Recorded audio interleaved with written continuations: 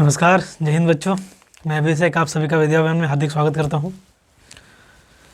तो बच्चों लोग हम लोग पढ़ रहे थे मैट्रिक्स, जिसमें लेक्चर 1 में हम लोगों ने ये सीखा था कि मैट्रिक्स होता क्या है, मैट्रिक्स के टाइप्स कितने हैं।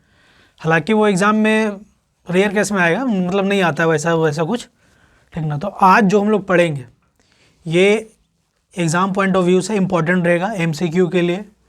मैक्सिमम टाइम 1 नंबर MCQ में पूछ सकता है इस टाइप का क्वेश्चन जो आज हम लोग पढ़ेंगे, ठीक। और हम लोग कुछ प्रॉब्लम सॉल्व करेंगे NCERT एक्सरसाइज 3.1 वाला कुछ। और अगर आप केसी सिन्हा फॉलो कर रहे हो तो केसी सिन्हा के टाइप 1 और type 2 question, RD Sharma follow कर रहे हो तो उसके 2 एक्सरसाइज ये बनेंगे आपसे आज के वीडियो लेक्चर, मतलब आज पढ़ने के बाद, ठीक ना। तो आज हम लोग स्टार्ट करते हैं। आज हम लोग पढ़ेंगे इक्वालिटी ऑफ मैट्रिसेस, ठीक ना। 2 मैट्रिक्स दिया हुआ रहेगा तो उसमें उसको हम कब कहेंगे कि दोनों मैट्रिक्स में कुछ रिलेशन है या इक्वालिटी है कुछ। तो सबसे फर्स्ट में अगर इक्वालिटी हमको देखना हो मैट्रिक्स में, तो जो मैट्रिक्स दिया हुआ है 2 मैट्रिक्स या 2 से ज़्यादा मैट्रिक्स, चाहे जितना भी मैट्रिक्स दिया हो, तो सबसे पहले फर्स्ट में ये चेक करना है कि ऑर्डर, ठीक। अगर ऑर्डर सबका सेम हो तब हम वो दोनों बोल सकते हैं कि इक्वालिटी है मैट्रिक्स में। इक्वल नहीं है, इक्वालिटी है, ठीक ना। क्या सबसे फर्स्ट में क्या देखना है? ऑर्डर। मीन्स अगर कोई 3/2 ऑर्डर का मैट्रिक्स है तो उसके करस्पॉन्डिंग में जो मैट्रिक्स दिया रहेगा उसके साथ में, तो वो भी 3/2 ऑर्डर का ही होना चाहिए, तभी हम बोल सकते हैं इक्वालिटी ऑफ मैट्रिक्स। तभी हम उसको इक्वल कर सकते हैं और कुछ वैल्यू फाइंड करना रहेगा तो फाइंड कर सकते हैं। तो क्या रहेगा इक्वालिटी ऑफ मैट्रिसेस में? सबसे फर्स्ट केस में मान लेते हैं, ठीक, if 2 matrices A and B having same order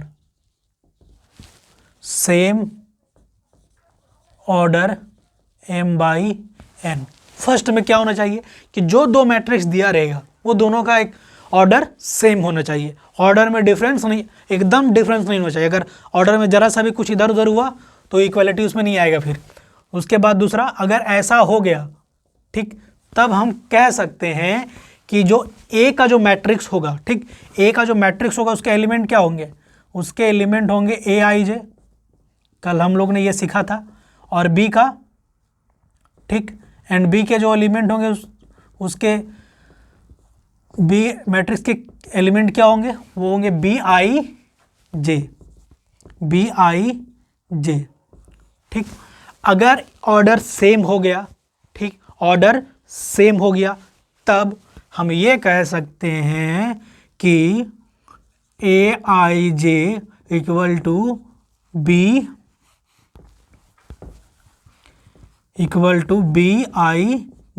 means A के जो एलिमेंट होंगे वे बी के एलिमेंट के इक्वल होंगे। जब हमको इक्वल प्रूफ करना, इक्वालिटी शो करना हो उस टाइम के लिए, तो अभी हम कुछ क्वेश्चन सॉल्व करते हैं इससे रिलेटेड। मान के चलो, देखो, इक्वल हमको दिखाना है ना, तो एलिमेंट भी सेम होना चाहिए, ठीक, ऑर्डर भी सेम होना चाहिए। इक्वल के लिए कंफ्यूजन नहीं रखना है। इक्वल के लिए एलिमेंट भी सेम होना चाहिए, ऑर्डर भी सेम होना चाहिए। अगर ऑर्डर सेम नहीं है, एलिमेंट सेम नहीं है, तब वो इक्वल नहीं होगा। लेकिन इक्वालिटी के लिए हमें सबसे फर्स्ट में उसका ऑर्डर सेम होना चाहिए। ऑर्डर सेम हो जाने के बाद जब हम उसको इक्वालिटी लगाएंगे, जब उसको वैल्यू को फाइंड करना रहेगा, x और y कुछ वेरिएबल रहेंगे, तो उस टाइम पे हम उसके करस्पॉन्डिंग एलिमेंट्स को इक्वल कर सकते हैं। कैसे? जैसे a के जो एलिमेंट होंगे वो कैसे होंगे? मान के चलो हम एक 2/2 ऑर्डर का एलिमेंट लेते हैं, तो a का एलिमेंट क्या होगा? A11 A12, ठीक, A21 A22, ये A के एलिमेंट होंगे, एंड B के एलिमेंट क्या होंगे? B11 B12 B21 B22, ये एलिमेंट होंगे। 2/2 ऑर्डर्स का हमने एक मैट्रिक्स लिया है। तब अगर यदि ये दोनों मैट्रिक्स इक्वल होगा, ठीक ना, if and only if A equal to B, कब होगा? If and only if A और B इक्वल कब होगा? Then A and B equal to B if and only if कब? जब A11 इक्वल हो जाएगा B11 के, ठीक, A12 इक्वल हो जाएगा B12 के, A21 इक्वल हो जाएगा B21 के और A22 इक्वल हो जाएगा B22 के। अगर ऐसा हुआ तब दोनों मैट्रिक्स इक्वल होगा, अगर ऐसा नहीं है तब वो इक्वल नहीं होगा। क्लियर है? यहाँ इसमें देखेंगे तो इसमें क्या है, A11 B11 के साथ, मीन्स इसका रिलेशन इसके साथ, मतलब ये इक्वल होना चाहिए इसके साथ, ये इक्वल होगा इसके साथ, ये वाला यहाँ इक्वल होना चाहिए और ये वाला इसके इक्वल होना चाहिए। अगर ऐसा इक्वल हो गया, ठीक, तब बोलेंगे वो दोनों मैट्रिक्स इक्वल है। और जब भी इस टाइप के क्वेश्चन में आपके बुक में जो एक्सरसाइज में दिए हुए रहेंगे तो उसमें पहले क्लियर किया रहेगा, फर्स्ट में क्लियर किया रहेगा A and B are equal matrices, ठीक, ये पहले लिखा रहेगा। अब इक्वल है तो उसके एलिमेंट, करस्पॉन्डिंग एलिमेंट्स को इक्वल कर सकते हैं, ठीक। तो क्या इक्वालिटी ऑफ मैट्रिक्स ये रहा। तो हम कुछ क्वेश्चन सॉल्व करते हैं, एनसीईआरटी का हम सॉल्व करते हैं, आपको केसीसी ना आर डी शर्मा ये सब का क्वेश्चन सॉल्व करना। तो चलो कहाँ गया क्वेश्चन,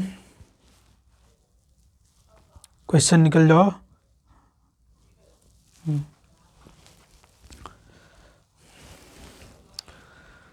तो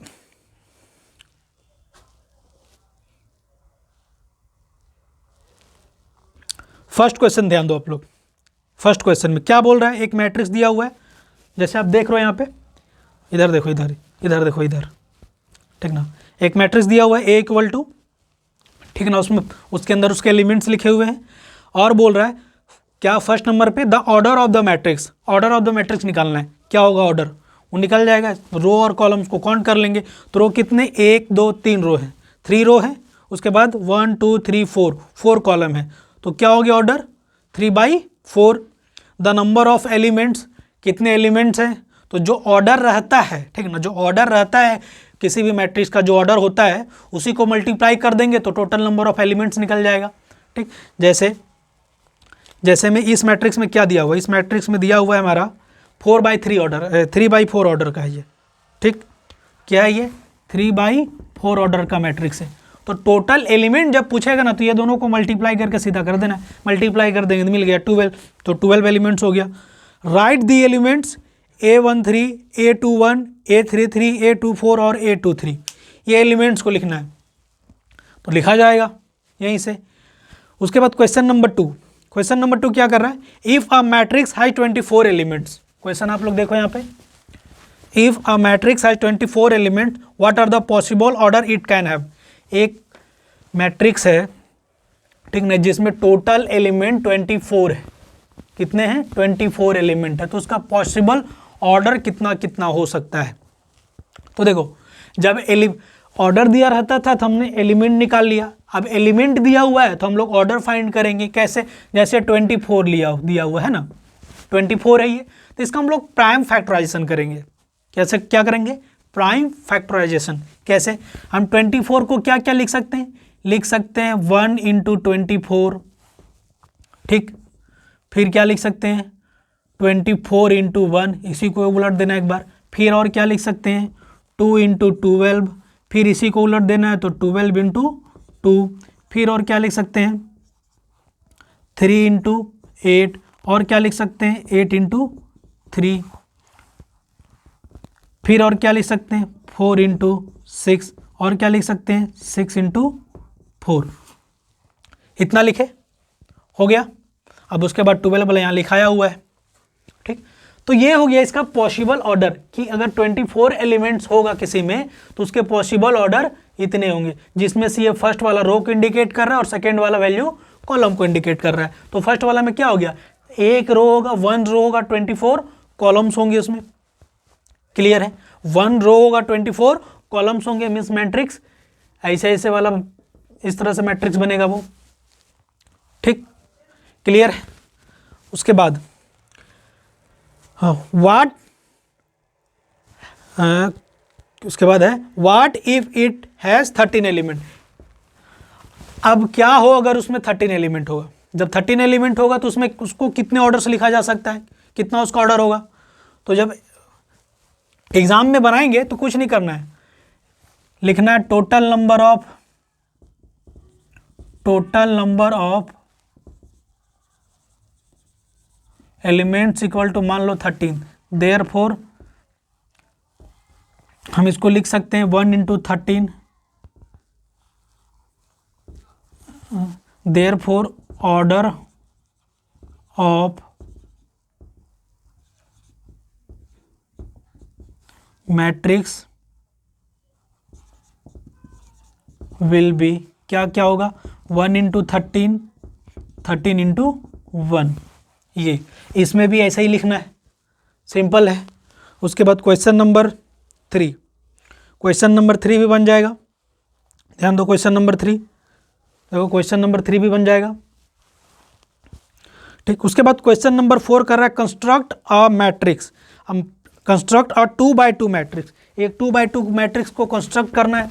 तो चलो हम लोग कंस्ट्रक्ट करते हैं। कंस्ट्रक्ट करने के लिए तो उसमें हमें क्या दिया रहेगा, क्वेश्चन में हमें मैट्रिक्स का ऑर्डर दिया रहेगा। क्वेश्चन में मैट्रिक्स का ऑर्डर दिया रहेगा, तो मैट्रिक्स का ऑर्डर कितना दिया हुआ है, 2 बाई 2, यानी जो मैट्रिक्स बनेगा वो 2 बाई 2 ऑर्डर्स का मैट्रिक्स रहेगा। तो 2 बाई 2 ऑर्डर्स के मैट्रिक्स को हम लोग कैसे लिखते हैं, मान लेंगे क्या क्या दिया हुआ है, सॉल्व जब करेंगे इसको सॉल्यूशन। ठीक, तो क्या है ये गिवन क्या क्या है, ऑर्डर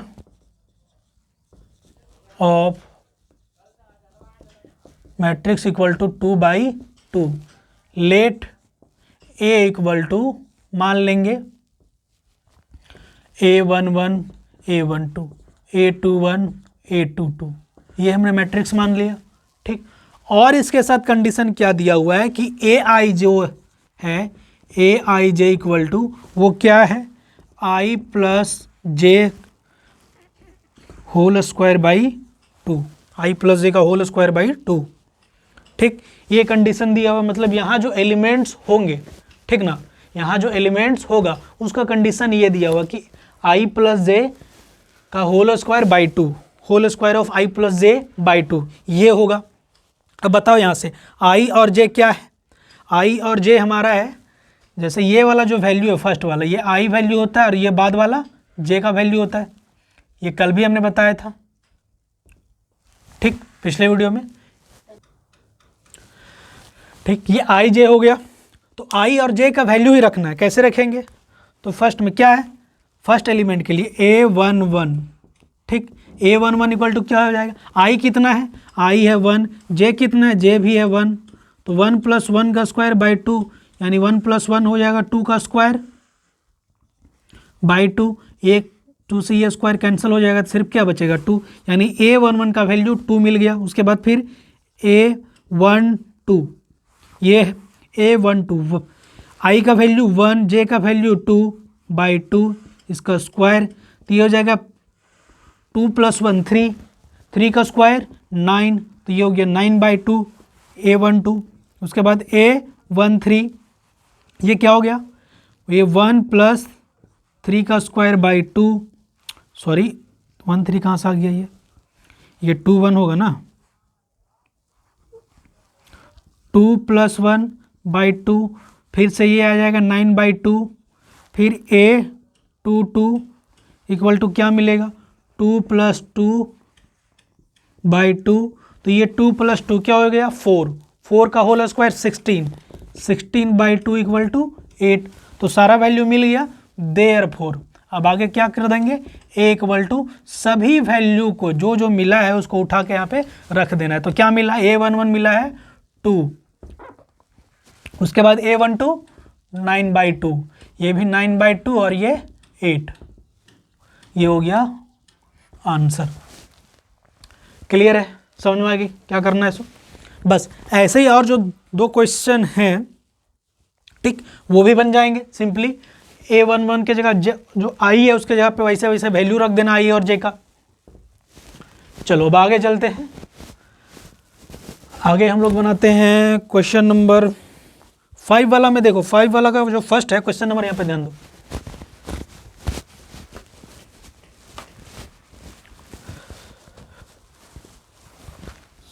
क्वेश्चन नंबर 5 का फर्स्ट क्या है, AIJ इक्वल टू, अगर आपके पास PDF नहीं होगा तो PDF के लिए बोलना, नहीं डिस्क्रिप्शन में व्हाट्सअप का नंबर दिया रहेगा, वहाँ पे आप लोग क्वेश्चन भी भेज सकते हो, कमेंट करके भी पूछ सकते हो, और PDF नहीं होगा तो व्हाट्सअप करना, PDF भेज दिया जाएगा, नोट्स भी भेज दिया जाएगा अगर आपके पास नहीं होगा तो। 1/2, उसके बाद मोड -3i प्लस j, ये दिया हुआ है aij, मतलब जो एलिमेंट होंगे इस मैट्रिक्स के अंदर वो इसी फॉर्मेट में होंगे। और मैट्रिक्स कैसा है, ऑर्डर दिया हुआ है इसका 3/4, ठीक, ऑर्डर दिया हुआ है 3/4। तो हमें इसका मैट्रिक्स को कंस्ट्रक्ट करना है।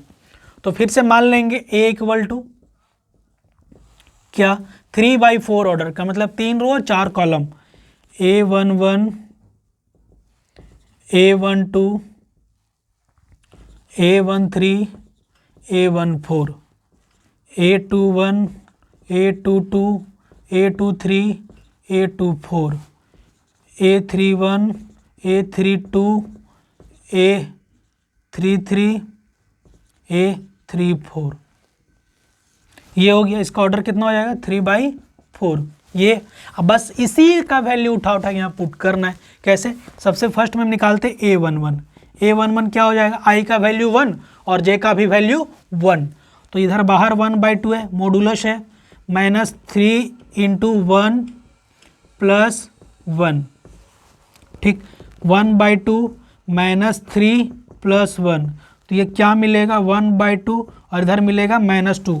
अब मॉडुलस के अंदर अगर -2 रहे, ठीक, अगर मॉडुलस के अंदर माइनस रहे तो जब मॉडुलस को हटाते हैं, जब मोड को हटाते हैं तो माइनस क्या हो जाता है, प्लस हो जाता है। यानी कि मोड एक ऐसा मशीन है जिसमें माइनस डालो तो प्लस निकलेगा। यहाँ हमको कुछ दूसरा याद हो रहा है, आलू डालो सोना निकलेगा, खैर वो सब नहीं करना है।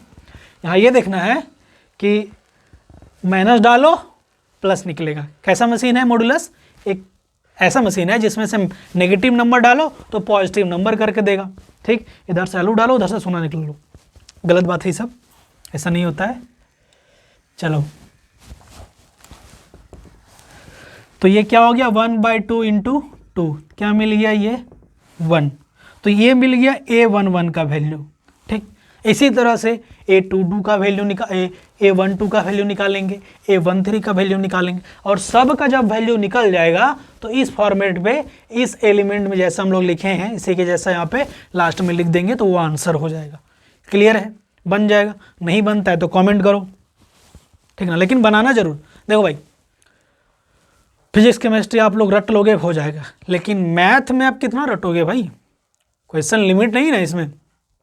अब हाँ, फिजिक्स केमिस्ट्री में भी समझना पड़ेगा कि कन्वर्जन कर रहे हैं तो कैसे करेंगे, उसमें अगर फिजिक्स में भी कुछ अगर लॉ लगा रहे हैं, कुछ डेरिवेशन कर रहे हैं तो उसमें क्या प्रोसेस था उसका, ये सब ध्यान में रखना पड़ेगा।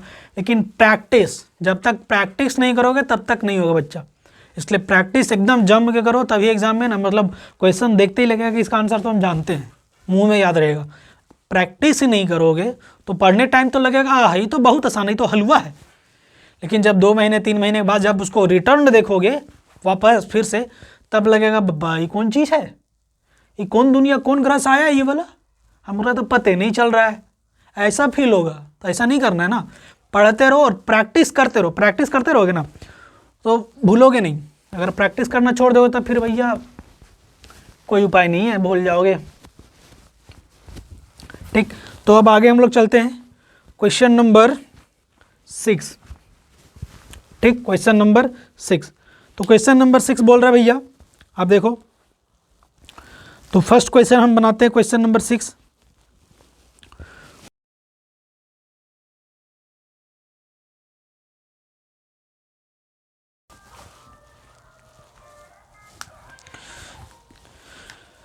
चलो देखो क्वेश्चन ये रहा, ठीक ना, क्वेश्चन यही रहा।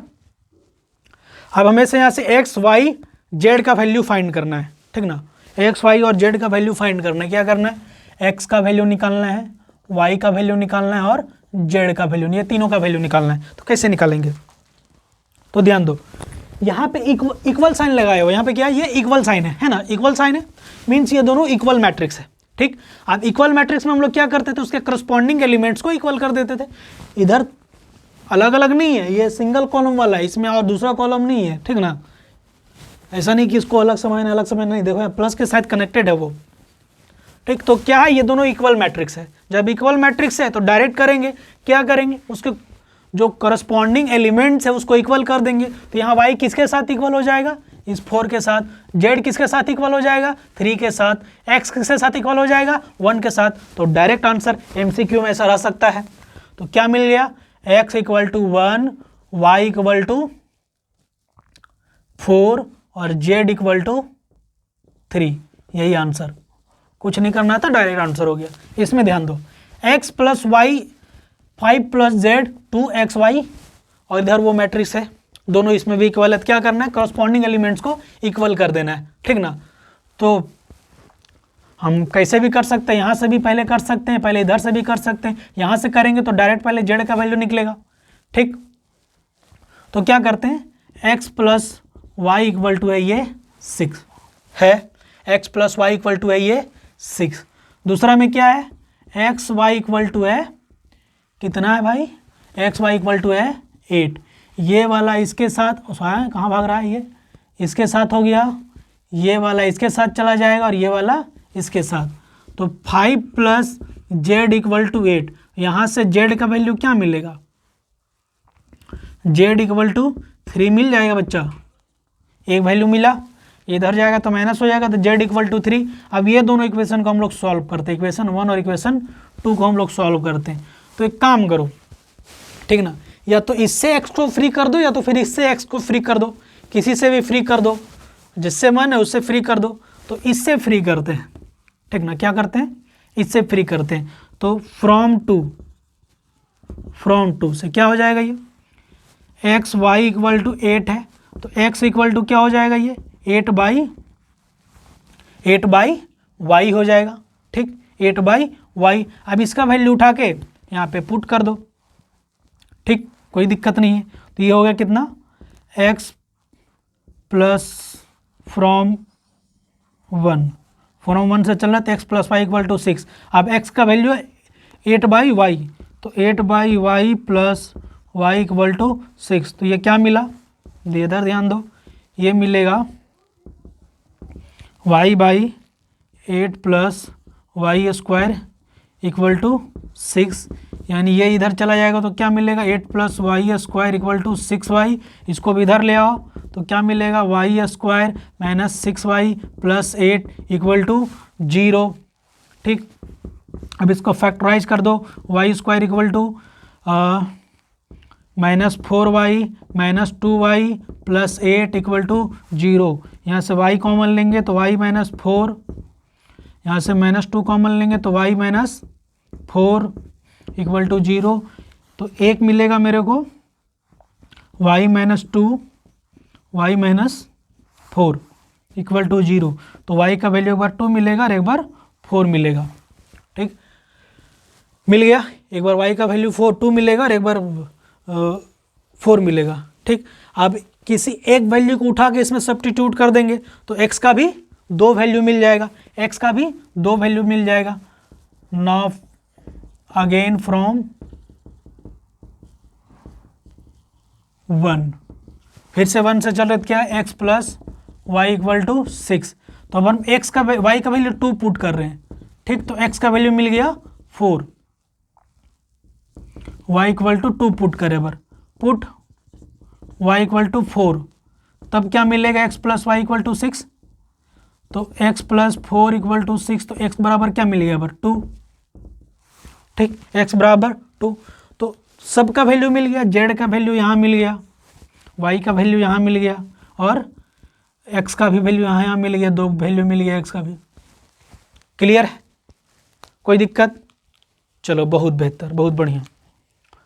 अब आगे हम लोग चलते हैं। क्वेश्चन नंबर 3 क्या है, ध्यान दो,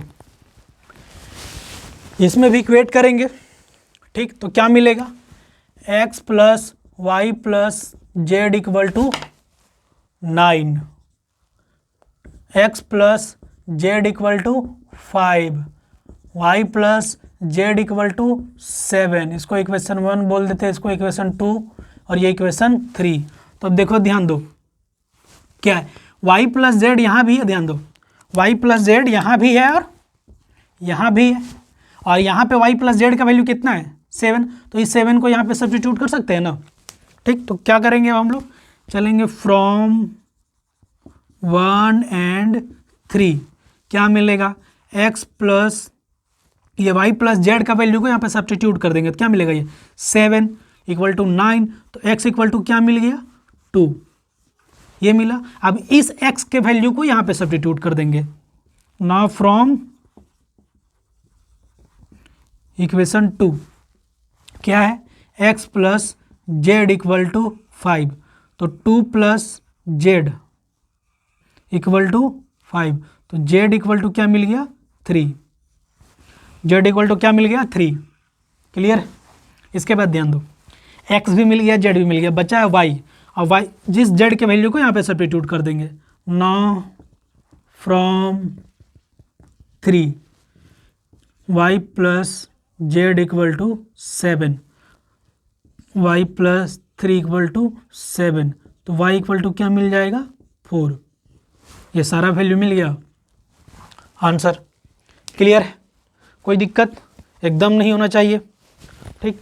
उसके बाद या तो आप KCC ना फॉलो करो या तो RD शर्मा फॉलो करो, या RS अग्रवाल, जिसका भी फॉलो कर रहे हो, तो आप इस टाइप के क्वेश्चन को जरूर सॉल्व करना, ठीक ना। क्या कि बिना प्रैक्टिस का तो होगा नहीं, तो प्रैक्टिस करो। अगर कुछ नहीं बनता है, ऐसे इतना तो आसान है, ये हलवा है, इससे आसान तो कुछ है नहीं, तो हम उम्मीद तो करते हैं सब बन ही जाएगा, ठीक ना। तो मेरे पास तो क्वेश्चन नहीं आना चाहिए, हम तो इतना उम्मीद करके बैठे हैं कि नहीं आएगा क्वेश्चन, तो ये हो गया। उसके बाद हम आगे चलते हैं क्वेश्चन नंबर 7 की तरफ। क्वेश्चन नंबर 7 ध्यान दो क्या है। क्वेश्चन नंबर 7 है, कहाँ गया, find the value of a b c d from the equation. तो इक्वेशन क्या है बच्चा, इक्वेशन दिया हुआ है मेरा क्वेश्चन नंबर 7, ठीक। a minus b, 2a minus b, फिर 2a plus c, 3c plus d equal to -1, 0, 5 और 13, ये है, ठीक। अब इसी को हम लोग को सॉल्व करना है, क्वेश्चन ठीक लिखे ना, हाँ चलो ठीक।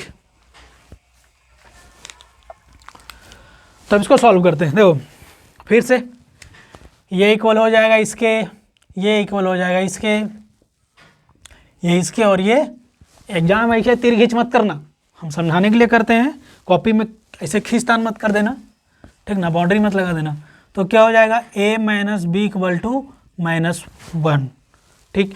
एक इक्वेशन ये मिला। उसके बाद 2a plus C equal to 5, उसके बाद 2a minus b equal to 0, यानी कि 2, इसको हम और सॉल्व करें तो 2a इक्वल टू बी, ठीक, 2a equal to be. Clear है। उसके बाद फिर लास्ट में क्या है, 3c plus d equal to 13, इसको इक्वेशन 1, इक्वेशन 2, इक्वेशन 3, इक्वेशन 4। तब ध्यान दो, हम इक्वेशन 1 और इक्वेशन 3 से चल रहे हैं, ठीक। इक्वेशन 1 और इक्वेशन 3 को लेकर हम चल रहे हैं।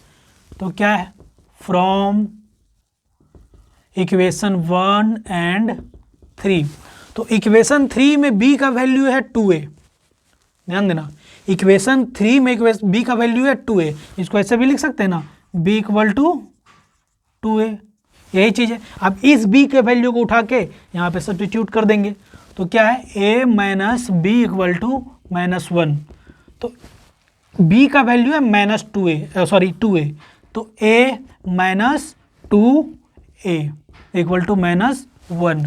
अब यहाँ बोलोगे कि सर यहाँ तो b प्लस 2a था, यहाँ माइनस में कैसे कर दिए। अरे भैया ये माइनस कहाँ गया, ये वाला माइनस कहाँ है, ये b का वैल्यू सिर्फ 2a था, लेकिन ये माइनस यहाँ था ना, तो ये माइनस यहाँ आ गया। इतना छोटा छोटा जी नहीं समझेगा तो कैसे काम चलेगा जी। तो ये क्या हो जाएगा, -a इक्वल टू -1, ये माइनस माइनस कैंसल, तो सिर्फ क्या बचेगा, therefore a equal to 1, a equal to 1 मिल गया। अब इस a के वैल्यू को यहाँ पुट कर दो, ठीक, यहाँ से फिर c का वैल्यू निकल जाएगा, फिर इस सी के वैल्यू को यहाँ पुट कर दो, इससे फिर डी का वैल्यू निकल जाएगा। तो इतना कर लोगे तो यहाँ के बाद फ्री है, समझ गया, यहाँ के बाद फ्री है, उसके बाद बना लेना। अरे बन जाएगा यार, ऐसा नहीं बनेगा, ठीक ना, बन जाएगा। तो ये था एक्सरसाइज 3.1 का पूरा कहानी। उसके बाद 2 क्वेश्चन और हैं। Question number 8, A equal to A I is A order है M N is square matrix if 4 condition दिया हुआ है। तो हमने स्क्वायर मैट्रिक्स की कंडीशन में क्या बताया था कि रो इक्वल टू कॉलम होना चाहिए, मतलब ऑर्डर उसका जो लिखा हुआ रहता है एम एन वो एम एन के इक्वल होना चाहिए। तो यहाँ पे एम एन के इक्वल हो जाएगा। उसके बाद which of the following values of x and y make the following pairs of matrix equal. ठीक, तो क्वेश्चन नंबर 9 को भी ऐसे ही एक मैट्रिक्स को इधर लिख देना, दूसरे मैट्रिक्स को इधर लिखना, बीच में इक्वल का साइन लगा देना, जो कॉमा दिया हुआ उसको हटा के इक्वल साइन दे देना। उसके बाद इसी तरह से इक्वेट करके एक्स और वाई का वैल्यू निकाल देना। तो अगर क्वेश्चन नंबर 10 बोल रहा है the number of all possible matrices of order 3/3 with each entry 0 और 1 is a equal to 27, b equal to 18, c equal to 81 और डी इक्वल टू 512। तो ध्यान दो, पूछ रहा है कि कितने पॉसिबल मैट्रिक्स बनेंगे 3/3 ऑर्डर के अगर उसके सिर्फ 2 एलिमेंट कौन कौन हो, 0 और 1। ठीक, 2 एलिमेंट कौन कौन, 0 और 1 हो, तो 3/3 ऑर्डर्स के कितने मैट्रिक्स फॉर्म होंगे। ठीक ना, तो 3/3 ऑर्डर का मतलब टोटल 9 एलिमेंट होगा इसमें, टोटल 9 एलिमेंट होगा इसमें, 9 एलिमेंट होगा ना। और एलिमेंट कौन कौन है, सिर्फ 0 और 1, सिर्फ 0 और 1। तो यानी टोटल नंबर ऑफ, यहाँ पे टोटल कितना डिस्टिंक्ट एलिमेंट कितना है, 2 अलग अलग एलिमेंट है, मतलब डिस्टिंक्ट नंबर ऑफ एलिमेंट कितना है, 2, मतलब टोटल 2 अलग अलग एलिमेंट है, डिफरेंट एलिमेंट है। ठीक, order total number of possible element कितना हो सकता है उसमें, 9, total number of possible element हो सकता है उस मैट्रिक्स में 9। अगर सिर्फ 0 और 1 को लेके चले 3/3 ऑर्डर का, तो इसमें 9 एलिमेंट ही ना होगा। यहाँ 0 लिख रहे मतलब ये नहीं, ऐसे 0 और 1 को समझ लो। ठीक, तो टोटल 9 एलिमेंट होगा, 9 एलिमेंट होगा। और इसमें सिर्फ भरना कौन को क्या है, 0 और 1 को भरना है, 0 और 1 को भरना है। तो इस तरह से कितना मैट्रिक्स बनेगा, सिर्फ उसमें अगर 2 एलिमेंट को भरेंगे तब। तो कुछ नहीं करना है, जितना डिस्टिंक्ट नंबर ऑफ एलिमेंट दिया हुआ है कितना है, 2। अगर 3 रहता तो जैसे बोलते नहीं 0, 1 और 2 को भरना है, तो total distinct number of element कितना हो जाता है इसमें, 3 हो जाता ना। तो इसमें कितना दिया हुआ है, 2। टोटल नंबर ऑफ एलिमेंट कितना हो सकता है इसमें, 9, तो 2 टू दी पावर 9 कर देंगे। ठीक, 2 टू दी पावर 9 कर देंगे। अब इसका जो भी पावर 2 का पावर में 9 होगा वही आंसर हो जाएगा। तो आई थिंक 512 आंसर होना चाहिए। ठीक, अगर 3 डिस्टिंक्ट एलिमेंट रहता तब क्या करते, 3 टू दी पावर 9। अब 3 टू दी पावर जो वैल्यू निकल के आएगा उतना नंबर ऑफ मैट्रिक्स पॉसिबल होता। यानी कि अगर सिर्फ 2 एलिमेंट रहे 0 और 1, ठीक, और उसको 3/3 मैट्रिक्स में कन्वर्ट करना हो तो टोटल 512 मैट्रिक्स कंस्ट्रक्ट होगा, 512 मैट्रिक्स। क्लियर है, समझ में आ गया। तो आप लोग प्रैक्टिस करते रहो, ठीक ना। और फिर अगले वीडियो में हम लोग देखेंगे algebra of matrix, property of matrix, और इससे रिलेटेड कुछ क्वेश्चन देखेंगे जो एग्जाम में भी आता है, ठीक ना। तो आज के लिए इतना ही, मिलते हैं अगले वीडियो में।